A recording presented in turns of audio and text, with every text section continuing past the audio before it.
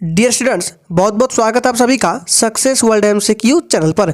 तो चलिए आज आप लोगों के लिए बिहार मध्य निषेध सिपाही परीक्षा 2022 के लिए जीके जीएस के टॉप 25 इंपॉर्टेंट क्वेश्चंस को लेकर आए हैं। ये 25 प्रश्न आपके एग्जाम के लिए बहुत ही महत्वपूर्ण रहने वाला है। तो चलिए आज की इस वीडियो में देखते हैं कौन से हुए 25 प्रश्न है। तो आज के इस वीडियो का सबसे पहला प्रश्न आपके स्क्रीन पर है, सिंधु घाटी सभ्यता के किस स्थल पर एक पंक्ति में 6 अन्न भंडार है। मोस्ट इंपॉर्टेंट और वीवीआई प्रश्न आपके एग्जाम के लिए। चलिए फटाफट से आप लोग कमेंट बॉक्स में आंसर देते जाएंगे। आपको प्रत्येक क्वेश्चन के लिए मैक्सिमम 5 सेकंड का टाइम भी दिया जाता है। तो एक का राइट आंसर ऑप्शन ए के साथ चला जाएगा, हड़प्पा। याद रखिएगा, सिंधु घाटी सभ्यता के हड़प्पा स्थल पर एक पंक्ति में 6 अन्न भंडार मिले हैं। ऑप्शन ए बिल्कुल राइट आंसर हो जाएगा। इस प्रश्न को नोट करके रख लीजिएगा, इंपॉर्टेंट प्रश्न है आपके एग्जाम के लिए। नेक्स्ट है, निम्न महाजनपदों में से किसकी राजधानी चंपा थी। चलिए फटाफट से आंसर करेंगे और सेशन के लास्ट में सभी लोग अपना अपना स्कोर ईमानदारी पूर्वक देंगे कि आपने कितने प्रश्नों का सही सही जवाब दिए हैं। तो दूसरे का जो राइट आंसर है ऑप्शन डी के साथ चला जाएगा। याद रखिएगा, अंग महाजनपदों की राजधानी चंपा थी। ऑप्शन डी बिल्कुल राइट आंसर हो जाएगा। चलिए इसी के साथ आगे बढ़ते हैं। तीसरा प्रश्न आपके स्क्रीन पर है और इंपॉर्टेंट भी है, ऋग्वेदीय नाम परुशनी किस नदी के तद्रूप है। मोस्ट इंपॉर्टेंट और वीवीआई प्रश्न आपके एग्जाम के लिए। चलिए फटाफट से आंसर करेंगे। आप सारे प्रश्न का स्क्रीनशॉट ले लीजिए, बाद में नोट कर लीजिएगा, आपके एग्जाम के लिए मोस्ट इंपॉर्टेंट है। तो तीसरे का जो राइट आंसर है ऑप्शन सी के साथ चला जाएगा, रावी। याद रखिएगा, ऋग्वेदीय नाम परुशनी किस नदी के तद्रूप है, तो रावी के तद्रूप है। ऑप्शन सी बिल्कुल राइट आंसर हो जाएगा। और जो भी स्टूडेंट चैनल पर पहली बार है, चैनल को सब्सक्राइब करके साथ में बेल आइकन को भी प्रेस कर लेंगे ताकि इस तरह के इंपॉर्टेंट क्लास आपसे मिस ना हो। चौथा प्रश्न है, मायोपिया का दूसरा नाम क्या है। सोच समझकर आंसर कीजिएगा। चलिए तो चौथे का जो राइट आंसर है, अगर आपने कमेंट बॉक्स में ऑप्शन ए को दिया है तो बिल्कुल सही जवाब हो जाएगा। मायोपिया का दूसरा नाम समीप दृष्टि होता है। ऑप्शन ए बिल्कुल राइट आंसर हो जाएगा। वीवीआई प्रश्न है, ध्यान दीजिएगा। नेक्स्ट है, जब कोई दौड़ती हुई कार अचानक रुक जाती है, यात्री आगे की ओर क्यों झुक जाता है, किस नियम के कारण झुकता है। आंसर करना है 5 के लिए। चलिए तो 5 का जो राइट आंसर है ऑप्शन बी के साथ चला जाएगा, गति का जड़त्व नियम। ऑप्शन बी बिल्कुल राइट आंसर हो जाएगा। चलिए आगे देखते हैं। नेक्स्ट क्वेश्चन आपके स्क्रीन पर है, जिन पदार्थों में अनंत विद्युत प्रतिरोध होता है उन्हें क्या कहते हैं। सोच समझकर आंसर कीजिएगा। और अगर आपको ये सेशन अच्छा लग रहा है तो सभी लोग दिल से एक बार सेशन को भी लाइक कर देंगे। तो 6 का जो राइट आंसर है ऑप्शन सी के साथ चला जाएगा, विद्युत रोधी कहते हैं। ऑप्शन सी बिल्कुल राइट आंसर है। चलिए आगे देखते हैं। अगला प्रश्न आपके स्क्रीन पर है, भोपाल गैस त्रासदी निम्न में से किस गैस के रिसाव के कारण हुई थी। मोस्ट इंपॉर्टेंट और वीवीआई प्रश्न है, इस पर स्टार लगा रहे हैं, विशेष रूप से ध्यान दीजिएगा इस प्रश्न को। चलिए आंसर करेंगे 7 के लिए। चलिए आपका टाइम खत्म होता है। तो 7 का जो राइट आंसर है ऑप्शन सी के साथ चला देगा, मिथाइल आइसोसाइनाइड। देखिए ऑप्शन बी में भी दिया गया है मिथाइल आइसोसाइनाइड, यहाँ पे ध्यान रखना है क्या है, मिथाइल आइसोसाइनेट। याद रखिएगा, ऑप्शन सी बिल्कुल राइट आंसर हो जाएगा। सही से सारे ऑप्शंस को देख लीजिए।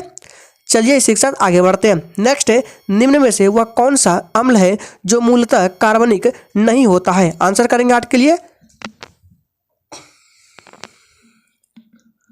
चलिए आपका टाइम खत्म होता है। तो 8 का जो राइट आंसर है, अगर आपने कमेंट बॉक्स में ऑप्शन बी को दिया है तो बिल्कुल सही जवाब हो जाएगा, सल्फ्यूरिक अम्ल H2SO4। ऑप्शन बी बिल्कुल राइट आंसर हो जाएगा। चलिए इसी के साथ आगे बढ़ते हैं। 9वां प्रश्न आपके स्क्रीन पर है, शर्करा या मंड के किण्वन से क्या प्राप्त होता है। आंसर करेंगे 9 के लिए।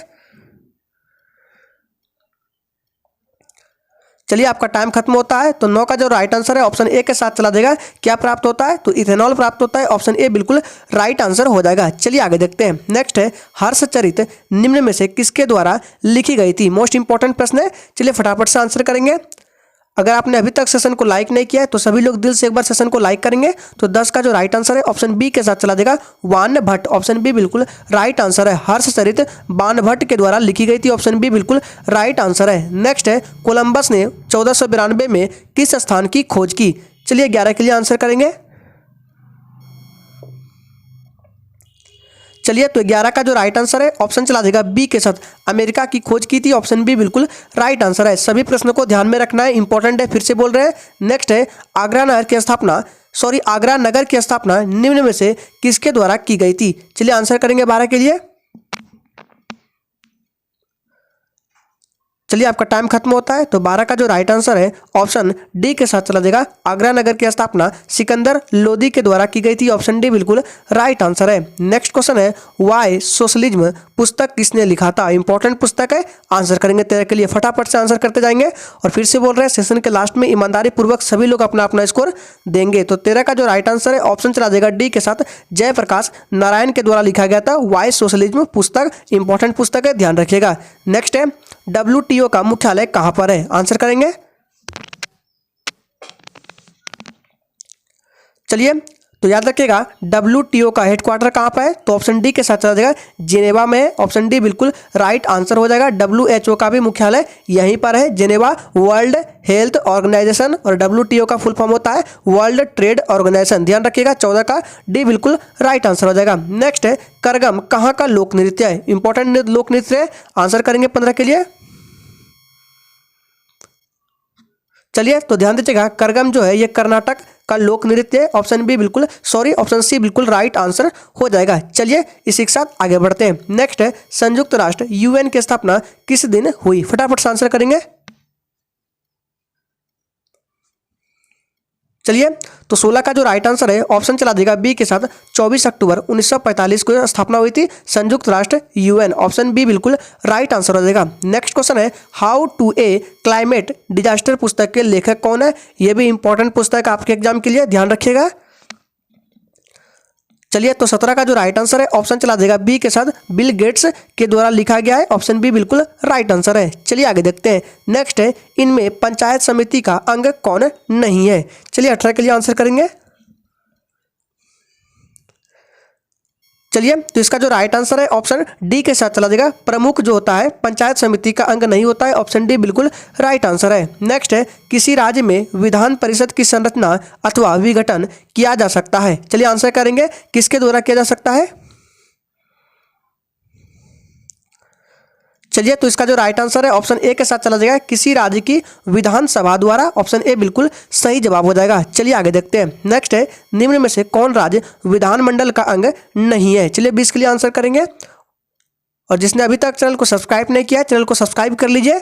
तो 20 का जो राइट आंसर है ऑप्शन चला जाएगा डी के साथ, महाधिवक्ता। ऑप्शन डी बिल्कुल राइट आंसर हो जाएगा। ये राज्य विधानमंडल का अंग नहीं है। ऑप्शन डी बिल्कुल राइट आंसर हो जाएगा। चलिए आगे देखते हैं। नेक्स्ट है एंग्लो इंडियंस समुदाय का एक प्रतिनिधि विधानसभा की सदस्यता के लिए खाली स्थान है। चलिए आंसर करेंगे। खाली स्थान में क्या भरा जाएगा? फटाफट से आंसर करना है किसके लिए।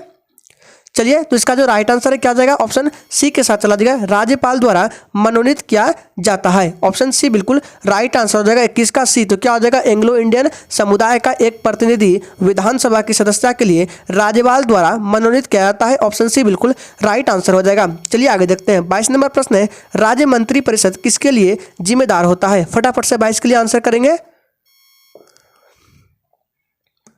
चलिए तो 22 का जो राइट आंसर है ऑप्शन चला देगा किसके साथ?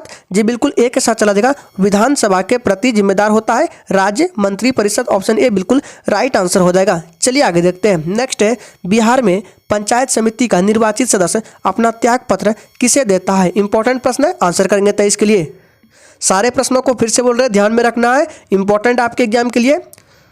चलिए तो 23 का जो राइट आंसर है ऑप्शन चला देगा डी के साथ, पंचायत समिति का प्रमुख। ऑप्शन डी बिल्कुल राइट आंसर हो जाएगा। चलिए इसी के साथ आगे बढ़ते हैं। 24वां प्रश्न आपके स्क्रीन पर है, बिहार विधानसभा में वर्तमान में कितने सदस्य हैं? आंसर करेंगे 24 के लिए।